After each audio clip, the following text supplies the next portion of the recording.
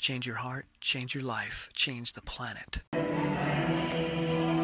Good morning, everybody. It's TVO in my car in Glens Falls, New York, about to do something really, really strange. It's called a road race. It's been a while since I've made a video about my running, my practice, my process, my journey, etc. because I won't use the word worm? I won't use the word mired. I think my brain just combined those two to describe what I was involved in. Let's just say deeply committed to the U.S. Snowshoe Championships, being the race director. And that just happened March 9 through 11, and it was one of the most extraordinary experiences of my life.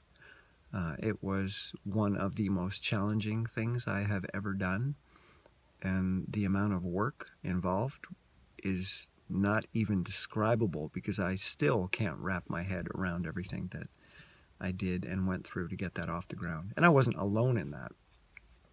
By no means do I want you to think that I did it all by myself, because that's far from the truth. But my contribution stretched me as an individual in ways that I have never been stretched before. And I'm glad it's mostly behind me. I'm still doing a lot of the paperwork and financials, but most of the work is behind me now. And so I'm getting a bit of perspective, and I have some mental space to make a video because I was putting in 100 hours a week at the end. Actually, 100 plus. Insane. Now I'm down to like 60. So here I sit in my car about an hour before the race goes off. It's a 5-mile road race. It gets a pretty competitive field. The winners are going to be in the low fives. Last year the winner was running 5:05 pace. So I know I'm going to be in a group of people that are going to push me. And why I'm here is simply curiosity. If you go back a few months to some videos I made about my foot injury, and I don't know if I ever really fully told you what was going on there, and if I didn't, I'll do that in another video, not here today. But I developed metatarsalgia, which is pain in the metatarsals. I'm tired. And due to that pain and a misdiagnosis of a stress fracture and a misdiagnosis of Morton's neuroma, I took a lot of time off.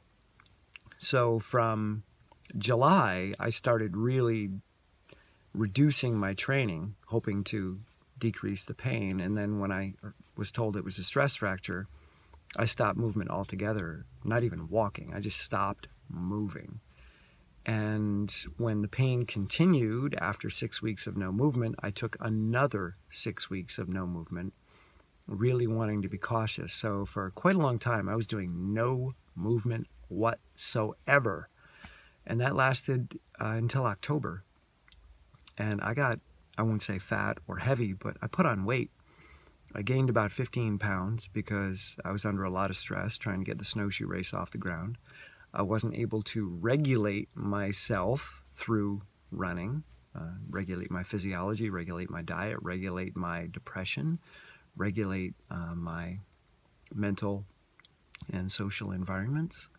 And I do that through physical movement, and that was not an option. So it was a tough time, and I was eating probably more than normal, because eating is a great way for me to balance myself. And when I say great, I don't mean effective in the long term. I mean effective in the short term, which means not effective at all. So I put on weight. So when I started training again in early December, it was me simply walking in my boots in the snow. Actually, it might have started late November, because we got snow in November and it's stayed until now. So I just started walking in my boots, doing my boot slogs really, really slowly. And that's all I've done. I've run only a handful of times, maybe once or twice on the road when I was visiting a friend. But other than that, it's been me walking through the snow, and often waist-deep snow, especially prior to the snowshoe championships, as I was trying to pack in the single track and mark the course. Had lots and lots of ridiculously deep wading, or ridiculously slow wading through very deep snow. That's been my training. Nothing fast. And I jumped into the U.S. Championships just out of curiosity, because I wanted to see the course that I had designed and worked so hard on. But I did so with almost no sleep for 3 days, and with legs that were absolutely devastated from all the deep snow slogging. And I had no expectations whatsoever, but just to see my course and just to get to enjoy it at a very slow pedestrian pace. But in the race, I just felt fantastic, and I don't know how that's possible, but I did. So I picked up the pace, and then still felt fantastic and picked up the pace, and before you know it, I had worked my way into 6th place overall, 5th American, onto the U.S. team. The 5th spot is the final U.S. team spot, and held that position until about half a mile to go, when Zach Miller from Colorado passed me, and he took the last spot. But I was still the top master's spot until the final 200 meters, where Ben Nephew passed me, and then the final 100 meters where Eric Sembalak passed me. So I was zombie walking the final half mile, because there is a point where my body does fall apart, and it was with half a mile to go. But I ended up being the, I think, 9th overall, 8th American, and the final spot on the U.S. Masters snowshoe team. Anyway, the point is, that was really surprising to me. I know that my boot slogs get me in great shape, but I didn't realize they would give me speed. So I'm taking that curiosity one step further. I've been slogging in deep snow since the championships on purpose, meaning I don't have to pack a course for a race. I'm just out there doing it for fun now, and for training and for curiosity. So I'm going to try a road race today, and I'm exhausted because I've been slogging all week. And I even did an 8.4 mile slog, 8+ miles 2 days ago, scouting or finding a bear in the woods with a team of researchers. So I'm pretty beat up, and my legs feel terrible, but that's my process. I don't want to show up to a race and find out who I am under the best circumstances. I want to show up to a race and find out who I am in the worst circumstances, or in normal circumstances. Today it's going to be under the worst circumstances, like the U.S. Championships, and I did really well under the worst circumstances. So here's another opportunity to see what kind of road speed I have. Because it's not who you are in the peaks of your life that matters. It's who you are on a daily basis. It's who you are when the sheep hits the fan that really matters. Not who you are when everything goes perfectly and you've protected your race for months. That's not really representative of who you are. To me, what really represents who you are and your abilities is how you perform on a daily basis, especially when you feel like crap. So I'm here to test my road speed. This race is great because they have single age records for the event. So if you look at the 49 single age record, it is, I'm reading this backwards in a camera, but it looks like 28:32, I think. And it is 28:32 by Bill Venner, who is a really amazing Masters runner, who's now in his mid to late 50s, I think. And 28:32 is about 5:42 pace, I think. So I'm going to try to run 5:40 pace. I don't know if I can run 5:40 pace. I've been training in heavy boots, running at 12 to 15 minute pace running. So I'm going to go out in a 5:40 pace, monitoring my watch and my heart rate, and just see if I can hold on to that. And if I do, I'll have the single age record. And again, it's an experiment. I don't expect to do it. I'm exhausted, but I just want to see what happens. Like the snowshoe race, I might do it. I might fall miserably flat and end up running 6:10 pace the whole way. And I'm okay with that because I'm not training on the road and I'm not running fast. I'm curious again, so we'll see. And just to show you, one of my rituals pre-race is beet juice, and Beet Performer is a sponsor. So they provide me with beet juice, and I gladly drink it because tests show that it actually works, and in my personal experience, it does work. So I chug a beet juice and get on the road. So here we go, and I'll let you know how it turns out. I forgot that I'm getting nosebleeds every morning, so here it is 10 minutes before the start, and I'm gushing. Oh, crap. I'm gonna run over to the start with tissue in my nose. All right, so my nose stopped bleeding about a minute before the start of the race, but I kept the paper in there for probably the first half mile and then took it out and just held it in my hand. Kind of freaky. I wasn't sure if I was going to be gushing out there. Anyway, my Garmin 630 has been a real pain in the butt lately. It changes data screens on me without my asking it to. And it's not that it shifts to a data screen like one is heart rate, one is distance. It just changes them. Like today it was telling me to drink every 5 minutes. That's not the data I wanted. I wanted pace and heart rate, and that's it, nothing else. And it's telling me to drink. And also telling me where my lactate threshold is. I don't care. So the first mile I had no idea how fast I was running, but I was in the chase pack. Two guys went out really, really hard. I assumed they were in the low 5s, so I went with the chase pack, and even that, I wasn't sure. I thought I might be in over my head, because in the first mile, you really can't tell how fast you're going, especially the first half mile. So I was a little bit cautious, let the chase pack get a little bit ahead of me. And then we hit the mile, and it was a 5:46, and I was super comfy, so I thought, oh crap, I'm going too slow. So I quickly sped up and caught the chase pack, and then a guy broke away from them, so I chased him down, caught him by about 1.5 miles, and we ran together. The second mile was a 5:31, which felt really comfy, and I thought, okay, this is good. So I just worked on relaxing and my long, lopey, relaxed stride with my arms up towards my shoulders, so I can move my arms quickly but not have the weight hanging down, the weight of my forearm. So I bend my hands up towards my shoulders because I have heavy arms.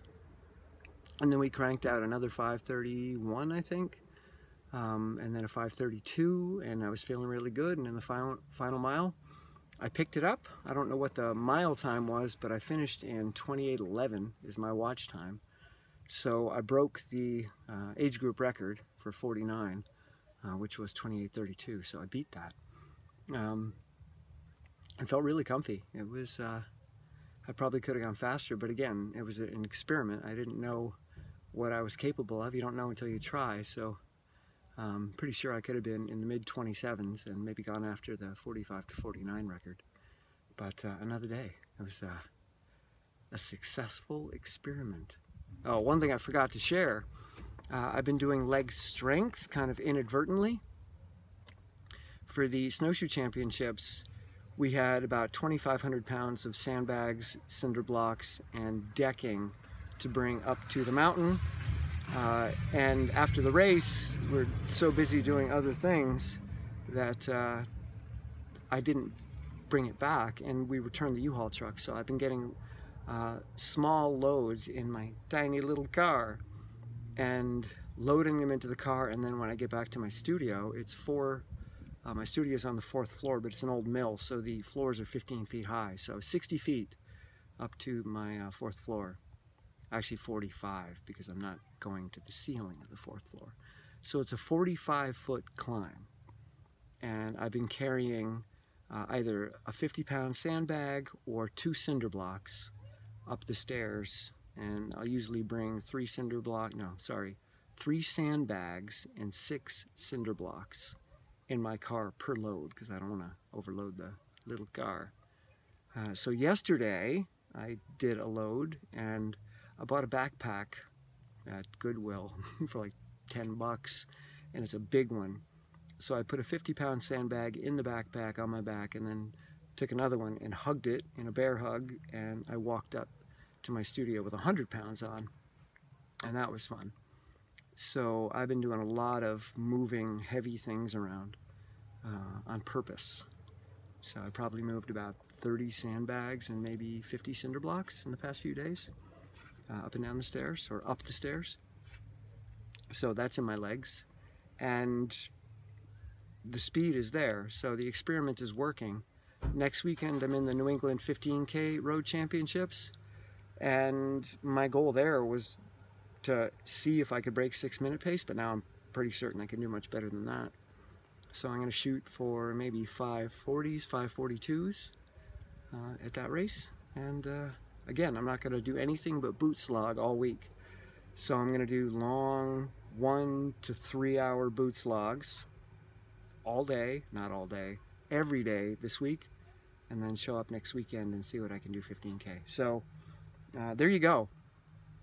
Oh, and for breakfast, if you want to call it that, I had some orange juice, about probably 16 ounces of orange juice, and a monk pack. And if you're not familiar with monk pack, it's oatmeal and fruit. So it's like blended oatmeal with fruit. It's a little bit chunky, but I really like it. And I did one of those, 16 ounces of OJ, and then the beet juice, and that was it. So this is what the monk pack looks like. This is the maple pear quinoa oatmeal fruit squeezy, and it's vegan. And in it, oatmeal, water, pear, apple juice concentrate, ground flax, quinoa, maple syrup, natural flavor, maple citric acid, ascorbic acid. So there you go. Love this stuff. Hey everybody, a week has passed since I made the footage about the 5-mile race, and here I sit in my car after the 15K race that I was so excited for. And one of the reasons that I haven't yet posted the footage from the 5-mile race is that an experiment with one test or one result or one person is not really all that valid. It's kind of a curiosity or an anomaly. It doesn't really mean a whole lot. So I wanted to do the race today, the 15K road race, and see what happened, to see if the results would be consistent. And it was a great learning experience today. The race last weekend, although I was comfortable cardiovascularly, that's hard to say when your mouth is dry and you're dehydrated post-race. Anyway, even though I had the lung and quad and glute fitness, and especially hip flexors from the snowshoeing and boot slogging, my soleus muscles, which are the muscles just below the head of your calf that become your Achilles tendon, so the lower part of the calf, they really got inflamed after that 5-mile race last week. In fact, after the race, they were in excruciating pain, and my Achilles tendon started flaring up in a way that it hasn't now in a couple years. I could barely walk after that race. But I was really excited about the results, and I thought, oh, that's common. That's an issue that I've dealt with my entire running life. Even in high school, after every track meet, my soleus would get inflamed in both legs, and I'd have a hard time walking for probably 3 or 4 days, and then it would feel good, and I would jump into the next track meet and repeat the whole cycle. And that's always been the case when I'm running fast. So it's not just that my glutes could handle the speed, or my hip flexors, or my quads, or my lungs and heart. It's that it's a very different position that you are pushing off of. You're towing off much more in a road race, and you're towing off on a hard surface with smaller shoes, thinner shoes. And I just don't have any training in that type of stride on that surface. So obviously I'm going to be smoking those muscles. So test of fitness, yes. Test of preparedness to run on a road in a road race, failed miserably. So coming into today's race, that pain was still there, but I was confident. I did a road run yesterday, 5-mile road run, and the pain was minimal. I thought, they won't be that bad. It'll hurt after the race, but that's it. And I'll just take it easy post-race. And this is a 15K, 9.32 miles. And hilly also, so lots of towing off on ups. And started comfortably. My goal was 5:40 pace, just to see how that felt, and we'll see if I can sustain it or not. And the first couple miles, I felt good. I was running with a friend of mine, Kent Lemmy, who was just second at the U.S. Cross Country Championships for Masters. And he's a multi-time national champion as well for Masters. So Kent's the real deal. So running with him, matching his stride, relaxing into it, feeling really comfortable. Heart rate was low. And then just before 5K, the soleus started screaming at me. And I thought, okay, I'll just change my stride a bit. Maybe I'll shorten my stride. I won't toe off as powerfully. I'll just make some modifications and try to keep the same pace. And hopefully it'll go away. And I'll go into a little bit more of a heel strike too. So I made those modifications and it didn't improve. And around 4 miles, I noticed that it was limiting my ability to take a full stride. And then by 5 miles, it really hurt. And I thought, okay, I need to drop out of the race. My heart rate's fine, lungs, quads, everything's fine. It's just I'm having a really hard time towing off. So a bunch of my teammates had caught me by 5 miles, and they each encouraged me to keep going, and I tried, but I knew in my heart that it was a dumb move to try to finish the racing. So I slowed down a bit in the 6th mile to, like, I don't know, 6:10 pace or something like that, and then when I hit 10K, I just decided that's it, no more, not smart. So I jogged it for a couple miles, but even jogging became incredibly painful. So I started walking and stretching it, and then trying to jog and walking and stretching, and that last 3 miles took quite a while because it was in pretty rough shape. So the moral of the story is that there are many domains of fitness, and it's really easy to get excited and think, well, my lungs and my heart are fit, my legs are really fit, so let's go for it. But different surfaces and different strides require different muscles. So yeah, the major movers, they're all involved. Heart and lungs are involved, but soleus not engaged nearly as much in snowshoeing and boot slogging. In fact, boot slogging, there's really no toe off at all. It's more about picking your foot up, not about pushing off. You're not launching yourself forward, you're lifting yourself forward and then falling. So very, very little soleus activation. So part of me wants to say no road running, no racing, just scrap the roads altogether. And if I do a road race, let's limit it to 5K and gradually work my way up to 5K, because I've never hurt my soleus like this in a race. They always hurt after a race. This is the first time that in a race they've done this. So I'm concerned that I may have done some serious damage. Pride, it's a wonderful thing. So but I am fit. I'm fit everywhere else. So now I got to find a way to train for the next few weeks in a way that's not going to prevent my soleus from healing. So I'm not sure what that looks like. Maybe a lot of squats, maybe a lot of, I may try boot slogging. I may try some of my Bigfoot stride, which is like a lunge walk. That might have some soleus activation, though. We'll see. Not sure. Maybe some cycling and just working with a flat foot, maybe using my heel on a spin bike, or perhaps my buddy Dave Dunham's Elliptigo, which I haven't yet returned. Sorry, Dave.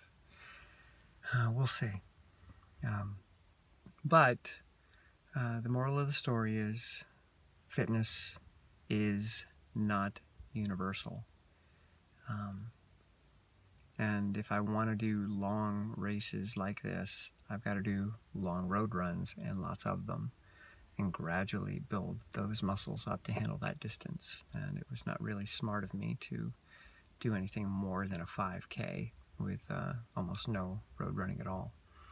So there's pride for you. Even as I'm about to turn 50 here, my male pride still gets the best of me sometimes. So, still loving the fact that I'm super fit, but I've just got to take that fitness and apply it to the mountains, to the trails, to areas where I'm not going to be towing off as much. And in the meantime, work on slowly building up some road speed if I do want to try to run a super fast 5K at 50, which is a goal that I'm still excited about. All right, so there you go. Yeah, humbling. All right, see ya.